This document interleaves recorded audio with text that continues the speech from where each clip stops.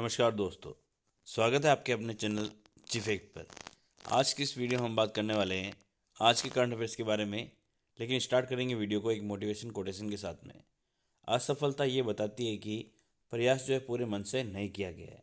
यानी आप लोग तभी असफल होगे जब आपने प्रयास जो है अपने पूरे मन से नहीं किया होगा। अगर आपने अपने प्रयास को पूरे मन से किया है, जिस काम में आप लगे हैं उसे पूरे मन से कर रहे हैं, तो आपको निश्चित तौर पर सफलता जरूर प्राप्त होगी। तो अपने लक्ष्य की ओर निरंतर प्रयास करते रहें, अपनी मेहनत को जारी रखें, एक दिन आप जरूर सक्सेस होंगे। ये आपको ध्यान रखना है। तो करते हैं वीडियो को स्टार्ट बगैर किसी देरी के। नंबर 1 क्वेश्चन है हमारा कि राजस्थान के किस जिले में प्रदेश का पहला स्नेक पार्क खोला जाएगा। तो आंसर है इसका कोटा के अंदर रखना है कि जो है प्रदेश का जो है पहला स्नेक पार्क खोला जाएगा। ये आपको ध्यान रखना है। इसके अलावा आपको अगर बात करें तो चंबल रिवर फ्रंट का आपको ध्यान रखना है कि कहाँ पर निर्माण किया गया है, तो वो भी कोटा के अंदर निर्माण किया गया है। अगर हम बात करें एलईडी गार्डन, तो एलईडी गार्डन भी कहाँ पर खोला गया है, तो यार ना ये भी यहीं पे कोटा के अंदर। अगर हम बात करें पुनीत सागर अभियान, तो इस पुनीत सागर अभियान का नाम भी आपको याद रखना है किससे जुड़ा हुआ है, तो कोटा से जुड़ा हुआ है। ये आपको ध्यान रखना है। तो बहुत सारी चीज़ें आपको कोटा से संबंधित याद रखनी चाहिए। अगला है हमारा 67वीं राष्ट्रीय फुटबॉल प्रतियोगिता के लिए राजस्थान अंडर 17 टीम की कोच किसे बनाया गया है। तो आंसर होगा इसका सरिता घायल को जो है कोच बनाया गया है। इनका संबंध कहाँ से आता है, तो इनका संबंध आपको रखना है, इनका संबंध आता है झुंझुनू जिले से। तो ये भी आपको यहाँ पे नोट करके रखना है, ठीक है ना। अगला क्वेश्चन हमारा, बढ़ते हैं अगले क्वेश्चन तरफ। अगला है हमारा वित्त वर्ष 2022-23 के अंत तक राजस्थान पर जो है कितने लाख करोड़ का कर्ज था। तो आंसर होगा इसका 5.37 लाख करोड़ का जो है राजस्थान के ऊपर कर्ज था। ये आपको बताना है। बात हो रही है कब, 2022 और 23 की यहाँ पर बात हो रही है। यानी अगर हम बात करें, यानी जब वसुंधरा सरकार थी तब इसका लगभग आधा खर्च था। और अब ये बात रखना है ये आधा खर्च जो है बढ़कर कितना हो गया है, तो 5.37 लाख करोड़ का यहाँ पर राजस्थान सरकार के ऊपर कर्ज हो गया है। ये आपको ध्यान रखना है। अगला है हमारा स्वास्थ्य और परिवार कल्याण मंत्रालय के 2022-23 के आंकड़ों के अनुसार राजस्थान बच्चों से निमोनिया से होने वाली मृत्यु के मामले में कौन से स्थान पर है। तो आंसर होगा इसका दूसरे स्थान पर है, ठीक है ना। अगर बात करें निमोनिया से निपटने के लिए राजस्थान के अंदर कौन सा अभियान चलाया जा रहा है, तो उस अभियान का नाम होगा सांस अभियान चलाया जा रहा है। ये आपको ध्यान रखना है ना। अच्छा इंपॉर्टेंट क्वेश्चन है। अगला है हमारा 16वीं विधानसभा के प्रोटेम स्पीकर के रूप में किसने शपथ लिए। तो आंसर होगा कालीचरण सराफ ने जो है यहाँ पे प्रोटेम स्पीकर के रूप में शपथ ली है। हमारे अगर हम बात करें पुराने जो स्पीकर थे वो थे सीपी जोशी, ठीक है ना। अगर हम बात करें सीपी जोशी जो हमारे पुराने स्पीकर थे, उन्होंने अब ये क्या कर दिया, ये तो अपने पद से लेने वाले इस्तीफा, और ये अपना इस्तीफा जो है सौंप के अब नए जो प्रोटेम स्पीकर बनाए जाएंगे वो कौन बनाए जाएंगे, तो कालीचरण सराफ बनाए जाएंगे। उसके बाद में कालीचरण सराफ के द्वारा विधायकों को शपथ दिलाई जाएगी, और विधायकों को शपथ देने के बाद में विधायक जो है अपना एक नेता चुनेंगे जिसे हम लोग स्पीकर के नाम से जानेंगे, ठीक है ना। अगला क्वेश्चन हमारा कि भाई 23 दिसंबर 2023 को राष्ट्रपति द्रौपदी मुर्मू किस जिले की यात्रा पर रहेगी। तो आंसर होगा इसका जैसलमेर जिले की यात्रा पर रहने वाली है, ठीक है ना। तो ये आपको ध्यान रखना है। अगला है हमारा दिल्ली में आयोजित कामागाटा cup open national karate championship में किसने स्वर्ण पदक जीता है। तो आंसर होगा इसका जूही कुमारी ने यहाँ पर जो है स्वर्ण पदक प्राप्त किया है। ये आपको ध्यान रखना है। अगला है रणकपुर जवाई बांध महोत्सव का आयोजन जो है कहाँ किया जाएगा। तो आंसर होगा इसका पाली के अंदर इसका आयोजन किया जाएगा। तारीख आपको याद रखनी 21 और 22 दिसंबर को जो है इसका आयोजन किया जाएगा। ये आपको ध्यान रखना है, ठीक है ना। बढ़ते हैं अगले क्वेश्चन तरफ। अगला है हमारा राजस्थान साहित्य अकादमी के मरुधर मर्दुल युवा पुरस्कार से किसे सम्मानित किया गया है। आंसर होगा इसका दर्पण चंडालिया को सम्मानित किया गया है। अगर हम बात करें दर्पण चंडालिया का संबंध कहाँ से आता, तो इनका संबंध आता उदयपुर जिले से। ये आपको ध्यान रखना है, ठीक है ना। और अगर हम बात करें इनकी रचना का, तो इनकी रचना का नाम आपको याद रखना है हथेलियों में उगते गुलाब, ठीक है ना। इनकी रचना का नाम क्या है, तो हथेलियों में उगते गुलाब, ये इनकी रचना का नाम है, ठीक है ना। तो ये दोनों चीज़ें आपको यहाँ पे नोट कर लेनी चाहिए। अगर बात करें इसी राजस्थान साहित्य अकादमी के द्वारा जो है और भी पुरस्कार दिया गया है हाल ही में, जिसका अगर बात करें प्रवासी पुरस्कार, तो उस प्रवासी पुरस्कार का भी आपको नाम याद रखना है। ये किसको दिया गया है प्रवासी पुरस्कार, तो ये दिया गया है हमारे रामा तक्षक को, ठीक है ना। किसको दिया गया है, तो रामा तक्षक को ये पुरस्कार दिया गया है। ये आपको उनका नाम भी यहाँ पे याद रखना है, ठीक है ना। और अगर बात करें रामा तक्षक की रचना का नाम क्या है, तो हीर हम्मो इनकी रचना का नाम है, ठीक है ना। ये आपको ध्यान रखना है। बढ़ते हैं अगले क्वेश्चन की तरफ। अगला है राजस्थान तकनीकी विश्वविद्यालय में थार महोत्सव का आयोजन जो है कब किया जाएगा।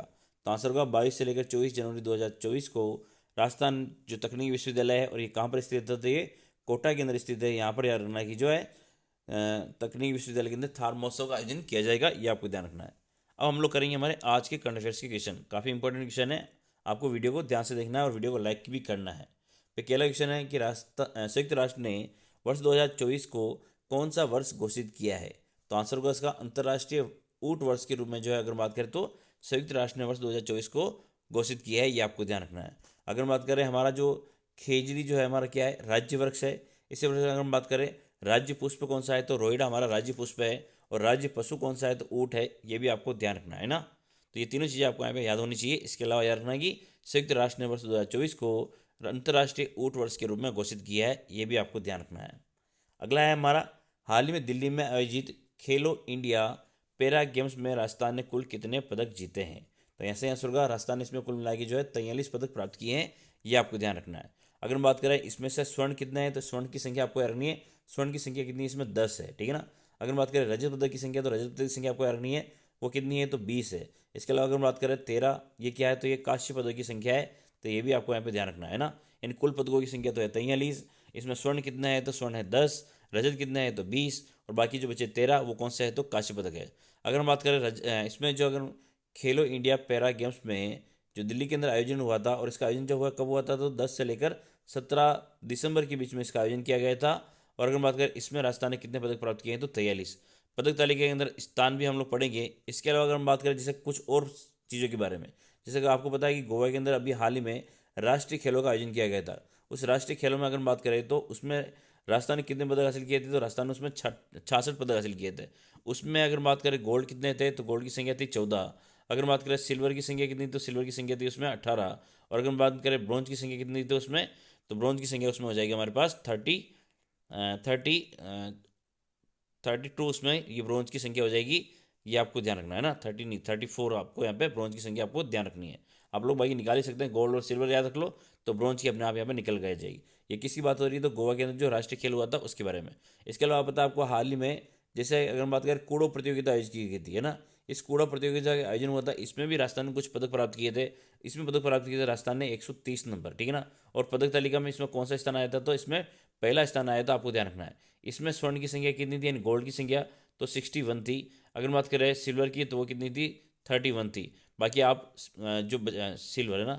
और अगर बात करें कांस्य पदक जो है, यानी जो ब्रॉन्ज मेडल है, उसकी संख्या आप लोग माइनस करके निकाल सकते हैं। अगर आपको कुल संख्या और सिल्वर और गोल्ड की संख्या आपको पता है, तो ये ध्यान रखनी है।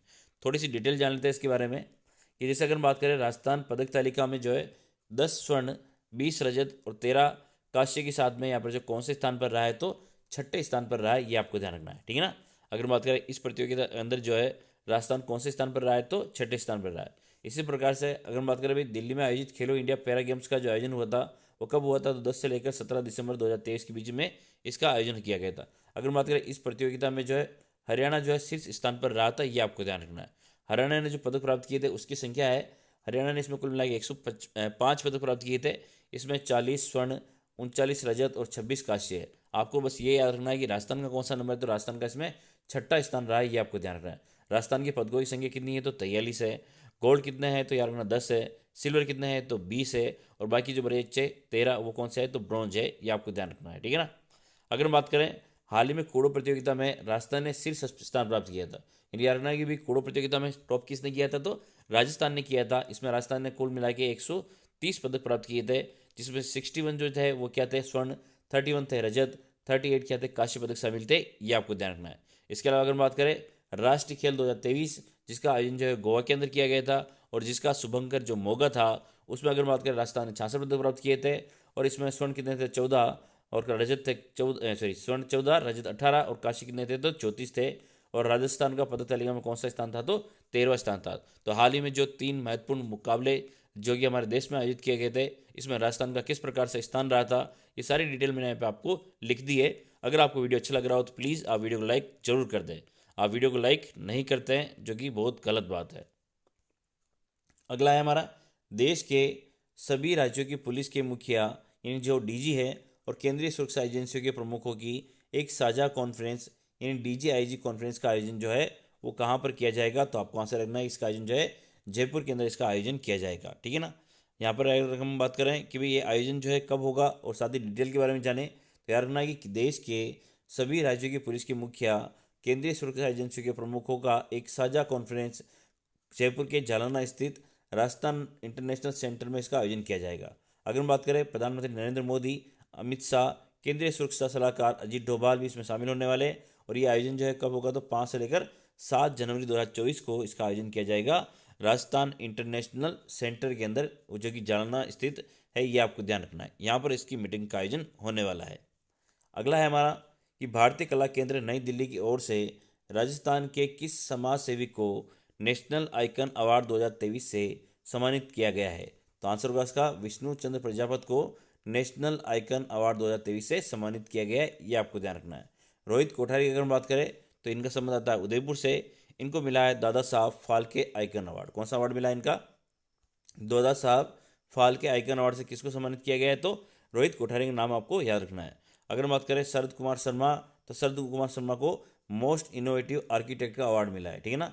मोस्ट इनोवेटिव, ये बात हो रही है किसकी, इनोवेटिव आर्किटेक्ट की। अगर हम बात करें तो यार ना ये किसको मिला है, इनोवेटिव आर्किटेक्ट, ठीक है। और ये किसको मिला है, तो हमारे शरद कुमार शर्मा को ये अवार्ड मिला है, ये आपको ध्यान रखना है। नरेंद्र रावत की अगर हम बात करें तो इनको मिला है डायरेक्टर ऑफ द ईयर का अवार्ड, ठीक है ना। इनको कौन सा मिला है, तो डायरेक्टर ऑफ द ईयर का अवार्ड जो है किसको मिला है, ये मिला है नरेंद्र सिंह रावत को। तो ये भी आपको ध्यान रखना है, ठीक है ना। अगला हमारा कि कृषि क्षेत्र में उल्लेखनीय कार्य करने वाले राज्य के किस किसान को नई दिल्ली में millionaire farmer of the India award से सम्मानित किया गया है। तो आंसर होगा इसका हेमंत सिंह लाटूटी। इसके अलावा एक और नाम आपको याद रखना है जिसका नाम है संतोष विश्नोई, ठीक है ना। इन दोनों को याद रखना, कौन सा अवार्ड दिया गया है, तो millionaire farmer of the India award से सम्मानित किया गया है हेमेंद्र सिंह लाटोटी और संतोष विश्नोई, ठीक है ना। इनका आपको नाम को यहाँ पे याद रखना है। हेमेंद्र लाटोटी की अगर हम बात करें तो इनका संबंध कहाँ से आता है, तो पाली से इनका संबंध आता है, जेतारण पाली से इनका संबंध आता है। जबकि अगर हम बात करें संतोष विश्नोई का तो इनका संबंध आता है बाड़मेर जिले से, ये आपको ध्यान रखना है, ठीक है ना। तो दोनों इंपॉर्टेंट आपके एग्जाम की दृष्टि से millionaire farmer of the India award से सम्मानित किया गया है। अगर बात करें कैलाश सोनी की तो इनका संबंध कहाँ से आता है, तो भिलवाड़ा जिले से इनका संबंध आता है। और हाल ही में अगर बात करें इन्होंने जो है एक काफ़ी बड़ी रोटी बनाकर जो है इन्होंने वर्ल्ड रिकॉर्ड हासिल किया है, ये आपको ध्यान रखना है। अगर बात करें शैलेश लोढ़ा की तो शैलेश लोढ़ा को इनको हाल ही में मिला है काका हाथरसी पुरस्कार से इनको सम्मानित किया गया है, ये आपको ध्यान रखना है, ठीक है ना। यानी काका हाथरसी पुरस्कार किसको मिला है, तो शैलेश लोढ़ा को मिला है, ये ध्यान रखना है। अगर बात करें कृष्ण जुगनू की तो इनको हाल ही में एक सम्मान दिया गया है जिसका नाम है एलपी टेसी टोरी अवार्ड। ये किसको दिया गया है, तो ये दिया गया है कृष्ण जुगनू को, है ना। टेसी टोरी अवार्ड से सम्मानित किसको किया गया है, तो यार ना कृष्ण जुगनू का नाम आपको याद रखना है। तो ये भी इंपॉर्टेंट क्वेश्चन है। अगला है हमारा कि 16वीं विधानसभा के प्रथम सत्र का आयोजन जो है कब किया जाएगा। ये इंपॉर्टेंट क्वेश्चन है। इसका आंसर होगा 20 दिसंबर को याद रखना है कि जो 16वीं विधानसभा होगी इसके प्रथम सत्र का आयोजन किया जाएगा। यानी अगर बात करें 20 दिसंबर को जो हमारे प्रोटेम स्पीकर बनाए गए हैं जिनका नाम है कालीचरण सर्राफ, ठीक है ना। ये कालीचरण सर्राफ क्या करने वाले हैं, ये कालीचरण सर्राफ जो है हमारे जो हाल ही में जो नवनियुक्त विधायक बने हैं उनको ये शपथ दिलाने का इस समय कार्य करने वाले हैं। तो याद रखना कि जो इसका हमारी जो 16वीं विधानसभा है उसका प्रथम सत्र का आयोजन जो है वो कब से होगा, तो 20 दिसंबर से इसका आयोजन किया जाएगा। इसके अलावा अगर बात करें 20 दिसंबर को एक महोत्सव का आयोजन भी होने वाला है जिसका नाम आपको याद रखना है। उस महोत्सव का नाम है टोक महोत्सव, ठीक है ना। ये भी आप थोड़ा सा डेट से मिलान कर सकते हैं, इसका भी आप थोड़ा सा याद रख सकते हैं, ये आपको ध्यान रखना है, ठीक है ना। बढ़ते हैं अगले क्वेश्चन की तरफ।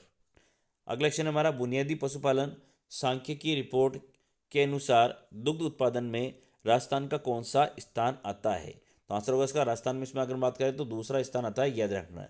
अगर बात करें भाई पहला स्थान किसका आता है, तो पहला स्थान आता है हमारे यूपी का, ये आपको ध्यान रखना है, ठीक है ना। अगर बात करें हेट स्पीच में भी दूसरा स्थान किसका आता है, तो वो भी यूपी का आता है, ये आपको ध्यान रखना है। जैसे अगर बात करें महिला अपराध में पहला स्थान किसका है, तो राजस्थान का है। अगर हम बात करें भ्रष्टाचार में कौन सा स्थान है, तो याद रखना वो दूसरा स्थान है। इसके अलावा और अगर बात करें कि जो रिपोर्ट आई थी एनसीआरबी की या एनएसएसओ की रिपोर्ट आई थी उसमें बेरोजगारी की अगर बात करें तो बेरोजगारी में भी सबसे ज़्यादा जो बेरोजगारी है उसमें पहला स्थान था हिमाचल प्रदेश का, और राजस्थान का कौन सा रिपोर्ट आता है तो इसमें दूसरा स्थान आता है, ये आपको ध्यान रखना है। सारी डिटेल मैंने यहाँ पे लिख रखी है, आप लोग इसको ध्यान से पढ़ सकते हैं। जैसे अगर बात करें एनएसएसओ की रिपोर्ट के अनुसार बेरोजगारी में राजस्थान दूसरे स्थान पर है। एनसीआरबी की रिपोर्ट के अनुसार भ्रष्टाचार के मामले में राजस्थान दूसरे स्थान पर है। एनसीआरबी की रिपोर्ट के अनुसार महिला अपराध के मामले में राजस्थान पहले स्थान पर है, ये ध्यान रखना है। अगर बात करते हैं प्रधानमंत्री आवास योजना की प्रगति रिपोर्ट में राजस्थान देश में 14वें स्थान पर है। हेट स्पीच में राजस्थान जो है देश में दूसरे स्थान पर है, ये आपको ध्यान रखना है, ठीक है ना। अगला क्वेश्चन हमारा कि नाबार्ड की ओर से जयपुर के जवाहर कला केंद्र में पधारो मारे शिल्पग्राम राष्ट्रीय प्रदर्शनी का आयोजन जो है कब किया जाएगा। तो आंसर होगा इसका 21 और 26 दिसंबर को जो है पधारो मारे शिल्पग्राम राष्ट्रीय प्रदर्शनी का आयोजन जो है जयपुर के जवाहर कला केंद्र में आयोजित किया जाएगा। और ये आयोजन किसके द्वारा किया जा रहा है, तो नाबार्ड के द्वारा इसका आयोजन करवाया जा रहा है, ये आपको ध्यान रखना है। इसके अलावा अगर हम बात करें, ये 2 डेट जो है आपको याद हो चुकी होगी। राजस्थान इंटरनेशनल एक्सपो का जो आयोजन है वो 4 से लेकर 6 मार्च तक होगा। 1 से लेकर 5 फरवरी तक अगर हम बात करें तो जयपुर लिटरेचर फेस्टिवल का जो है आयोजन किया जाएगा, ये आपको ध्यान रखना है, ठीक है ना।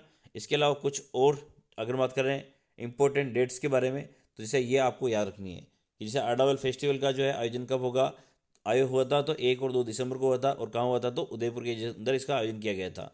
अगर बात करें कुंभलगढ़ फेस्टिवल तो 1 और 3 दिसंबर को। पुष्कर मेला 14 से लेकर 27 नवंबर 2023 को। आपके हाल ही में पता है कि असिस्टेंट प्रोफेसर का एग्जाम होने वाला है, ये उसके लिए काफ़ी महत्वपूर्ण होने वाली डेट्स है। शिल्पग्राम महोत्सव अब होगा 21 से लेकर 30 दिसंबर 2023 के बीच। अगर बात करें इसका जो शुभारंभ है वो किसके द्वारा किया जाएगा, तो कलराज मिश्र के द्वारा जो है इसका शुभारंभ किया जाएगा, ये भी आपको यहाँ पे ध्यान रखना है। मोमासर उत्सव जिसका आयोजन जो है बीकानेर के अंदर हुआ था, और ये आयोजन कब हुआ था, तो 3 से लेकर 5 नवंबर 2023 को किया गया था, तो ये भी आपको ध्यान रखना है। अगर हम बात करें जयपुर हिस्ट्री फेस्टिवल की, तो यहाँ से रखना 5 से लेकर 8 दिसंबर 2023 को जो है जयपुर हिस्ट्री फेस्टिवल का आयोजन किया गया था, ये आपको ध्यान रखनी है ना। ये कुछ इंपॉर्टेंट डेट्स है जो कि आपके एग्जाम की दृष्टि से काफ़ी महत्वपूर्ण होने वाली है। आप हमें हमारे टेलीग्राम चैनल पर जरूर ज्वाइन करें। टेलीग्राम चैनल पर जो है आपको इसकी PDF मिलेगी, साथ ही इसकी जो प्रैक्टिस के लिए अगर हम बात करें MCQ भी वहाँ पर मिल जाएंगे, तो ये भी आपको ध्यान रखना है। आप हमारे चैनल को जरूर सब्सक्राइब कर लें, वहाँ पर इसके MCQ भी आपको वहाँ पर मिलते रहेंगे, तो ये भी आपको ध्यान रखना है। इसके अलावा अगर हम बात करें हमारे को, आप इंस्टाग्राम पे भी फॉलो कर सकते हैं। इंस्टाग्राम पे जो है आपको PDF या जो डायरेक्ट इसमें आंसर शीट आपको वहाँ पर मिल जाएगी, तो यहाँ पर भी आप हमें फॉलो कर लें। अगला है हमारा हाल ही में दादू संप्रदाय की प्रमुख पीठ नरेना के पीठाधीश्वर जिनका हाल ही में निधन हो गया है, उनका नाम क्या है, तो उनका नाम है गोपाल दास। इनका हाल ही में क्या हो गया है, निधन हो गया है। अगर हम बात करें गोपाल दास जो थे, उनका निधन कब हुआ था, तो 25 नवंबर को इनका निधन हुआ था, ये आपको ध्यान रखना है। अगर बात करें ये जो है कौन से नंबर के पीठाधीश्वर थे, तो ये 20वें नंबर के पीठाधीश्वर थे, ये आपको ध्यान रखना है। इसके अलावा अगर बात करें गोपाल दास का संबंध कहाँ से आता, तो इनका संबंध जो है सीकर जिले से आता है, ये भी आपको ध्यान रखना है, ठीक है ना। तो ये सारी चीज़ें आपको नोट कर लेनी चाहिए। अगला अगर बात करें भाई ओम प्रकाश दास की, तो ये जो है 21वें नंबर के पीठाधीश्वर बनने वाले, ये आपको ध्यान रखना है ना। इन 21वें नंबर के पीठाधीश्वर कौन बने हैं, तो ओम प्रकाश दास बने हैं, तो ये भी आपको यहाँ पे ध्यान रखना है, ठीक है ना। थोड़ी सी डिटेल जान लेते हैं इसके बारे में कि गोपाल दास दादू संप्रदाय की मुख्य पीठ नरेना के पीठाधीश्वर थे, जिनका 25 नवंबर 2023 को निधन हो गया है। अगर बात करें सिक्कल जिले के विद्यासागर के पास कंवरपुरा पालवास गांव के ये जाट परिवार में जन्मे गोपाल दास मात्र 10 वर्ष की आयु में ही संत बन गए थे, और वह 17 जुलाई 2001 की पीठाधीश्वर की गद्दी पर विराजित हुए थे, ये आपको ध्यान रखना है, ठीक है ना। अगर बात करें ओम प्रकाश दास के बारे में, तो ये दादू मठ के 21वें पीठाधीश्वर बनाए गए हैं, तो ये आपको ध्यान रखना है। हमारा आज का अंतिम क्वेश्चन कि हाल ही में के बिरला फाउंडेशन द्वारा इस वर्ष 23वां व्यास सम्मान किसे दिया जाएगा, मोस्ट इंपॉर्टेंट क्वेश्चन है एग्जाम की दृष्टि से, आपको याद रखना है, ठीक है ना। पुष्पा भारती को ये ध्यान दिया व्यास सम्मान से सम्मानित किया जाएगा। अगर बात करें इससे पहले 32वां किसको मिला था, तो 32वां मिला था रखना ज्ञान चतुर्वेदी को, और इनकी रचना का नाम क्या था, इनकी रचना का नाम आपको याद रखना है पागल खाना, इनकी रचना का नाम है, ये आपको ध्यान रखना है, ठीक है ना। पागल खाना किसकी रचना का नाम है, तो याद रखना है कि ज्ञान चतुर्वेदी का जो रचना का नाम वो क्या है, पागल खाना। अगर बात करें रामविलास शर्मा की, तो रामविलास शर्मा जो है प्रथम व्यास सम्मान जो है इनको दिया गया था, ये आपको ध्यान रखना है। थोड़ी सी डिटेल के बारे में जान लेते हैं हम लोग कि जैसे अगर बात करें भाई ये पुरस्कार जो है किसके द्वारा दिया जाता है, तो याद रखना ये 1991 में के बिरला फाउंडेशन द्वारा इसको शुरू किया गया था। और अगर बात करें पुष्पा भारती को ये सम्मान किसके लिए दिया गया था, तो यादें के लिए दिया गया था, ये आपको ध्यान रखना है। 32वां व्यास सम्मान डॉक्टर ज्ञान चतुर्वेदी को उनकी रचना पागल खाने के लिए दिया गया था। और अगर बात करें पहला व्यास सम्मान किसको दिया गया था, तो रामविलास शर्मा को दिया गया था, ये आपको ध्यान रखना था। तो ये हमारा था आज का इंपॉर्टेंट वीडियो। अगर आपको वीडियो अच्छा लगा हो तो प्लीज़ वीडियो को लाइक करें, चैनल को सब्सक्राइब करें। जय हिंद, जय भारत।